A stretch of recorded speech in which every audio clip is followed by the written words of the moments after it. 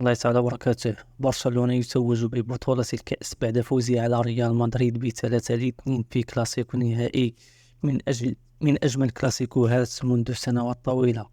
في الآونة الأخيرة كان برشلونة متفوقا هذا الموسم، بينما كان بعيدا عن ريال مدريد في المواسم السابقة.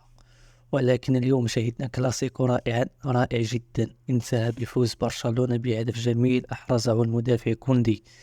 سنتحدث عن تفاصيل هذه المباراة، لكن في البداية أود الحديث عن ما ركز عليه ريال مدريد قبل الحديث عن التحكيم والتوتر الذي نشأ منذ البداية، بالإضافة إلى لقطة هدف الفوز ومن المسؤول عنه. مباراة اليوم انتهت بلقطة من روديغير قد تعرض لعقوبات الإيقاف لعدة مباريات. فقد كان التوتر واضحا والشكوك في الحكام وشعور بالظلم، خصوصا أن الإعلام المدريدي ظل لأيام يروج لمظلومية النادي. من الطبيعي إذن أن ترى لاعبين يفقدون أعصابهم ويخسرون بسبب ذلك عدة مباريات، كما أن كما كما كان يحدث أيام مورينيو وغوارديولا، عندما كانت قصة التحكيم مع برشلونة وضد ريال مدريد تملأ الأجواء. حينها كان كلما تقدم لاعب ريال مدريد والتوتر ضرب وطرد. تعلم ريال مدريد لاحقا أن بناء الأمجاد لا يكون إلا بالهدوء والاعتماد على لاعبين مميزين، لكن يبدو أنهم نسوا هذا الدرس اليوم. أما بالنسبة للتحكيم فدعونا نكون واضحين، هناك 4 لقطات جمهور برشلونة يشعر بالظلم فيها. أولها لقطة روديغير في الوقت بدل الضائع من الشوط الثاني، وضرب تشواميني لأولمو، وضرب سيبايوس ليامان، كذلك حالة المسك الواضحة في إحدى الركنيات.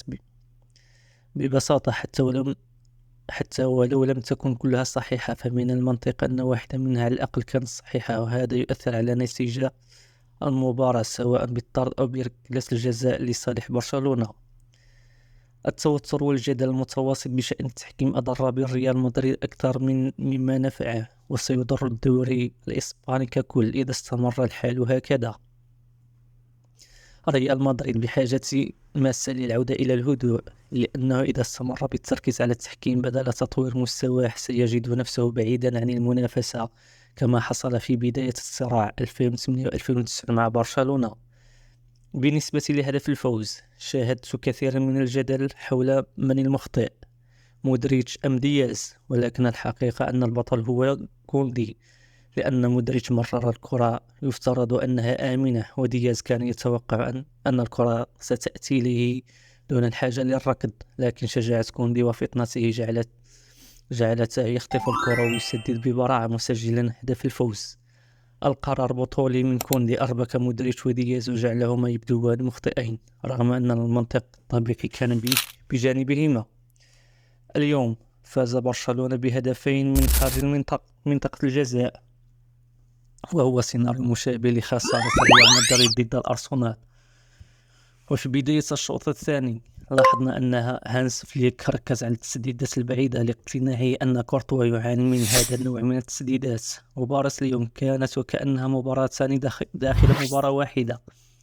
في الشوط الأول شاهدنا نسخة برشلونة 2025 منظما ضاغطا يستخلص الكرة بسرعة ولا يسمح بالمرتدات الخطيرة، بينما ريال مدريد بدا تائها بلا تسديدات بلا أفكار هجومية واضحة بلا خطة.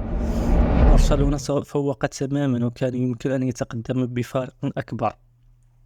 أما الشوط الثاني حيث تقدم ريال مدريد، عادت ملامح ريال مدريد الموسم الماضي، خصوصا بعد دخول بيلينغهام إلى وسط الميدان ودخول أيضا كيليان مبابي والقتالية في وسط الميدان، وخلق فرصا حقيقية.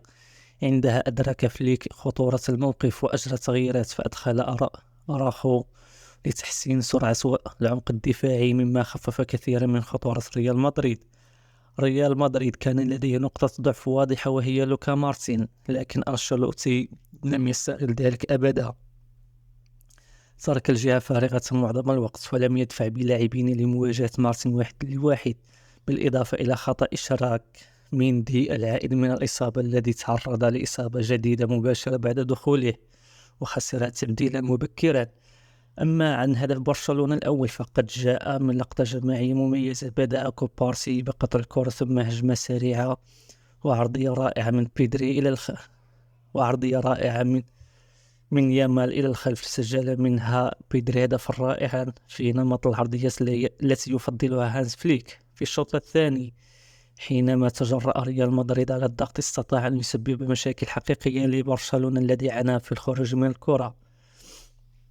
أيضا دخول مبابي منح المساحات لبقية اللاعبين وجعل ريال مدريد يعود في اللقاء، لكن في الدقائق الأخيرة برشلونة استعاد السيطرة بعد أن لجأ فليك إلى تغييرات بدنية، فنزل لاعبون أكثر حيوية وعاد برشلونة ليفرض إيقاعه مسجلا هدف التعادل ثم الفوز. أما عن كورتوا فبالتأكيد يتحمل جزءا من المسؤولية خصوصا في كرة هدف فيران توريس. لو تقدم خطوة صغيرة وأغلق الزاوية لكانت المهمة أصعب على المهاجم. الأشواط الإضافية كانت مليئة بالإرهاق والعشوائية حتى جاء هدف كوندي الحاسم مستغلا المساحات التي فتحها ريال مدريد بعد سحب أحد لاعبي الوسط الدفاعي. وأخيرا يجب أن نذكر رافينيا الذي قدم مباراة مقبولة، لكنه لا زال يعاني من علامات فقدان الثقة، خصوصا أنه ضيع كثير من الكرات السهلة، أيضا بعد العودة من الجولة الدولية، وما زال يحتاج إلى بعض الوقت لاستعادة مستوى الكامل. في الختام شاهدنا كلاسيكو رائع ممتع بكل تفاصيله وانتهى بفوز مستحق لبرشلونة. مبروك لجمهور برشلونة وهاتريك لجماهير ريال مدريد.